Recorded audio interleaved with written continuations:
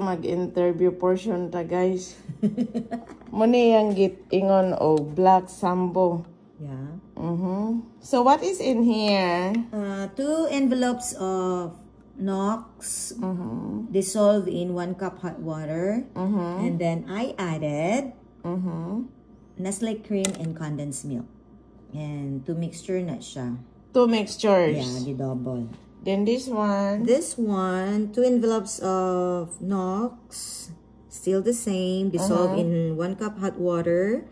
Then and the 1 cup of, 1/2 cup of cocoa and sweeten, ako pa siyang dissolve og hot water like 1. So daghang dissolve diri, guys. Yes, and then after I added the evap and the condense. 2 mixtures then?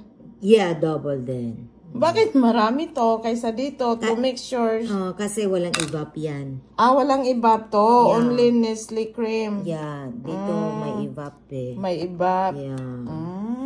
Yes.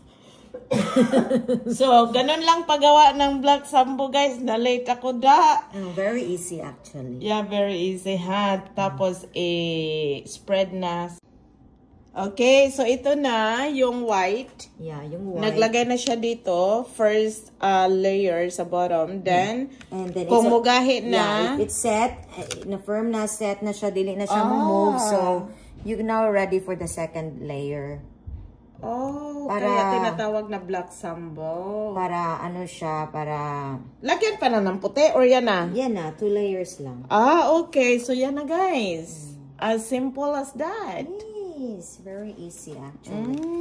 The easiest is just like the... Magkano kaya yung isang ganito, guys? Mag-pricing ta later. Mag-costing pa later. Mag-costing pa ta later. So ilan na ang napagahi mo? Actually, 10. 10. Yeah. So you made 10 already. Yeah. Na white. Tapos after nito, ibalik sa ref. Yes, para to set it all. Okay. Yun lang. So walang kailangang luto-luto. Yeah. Ang kailangan naman is frozen.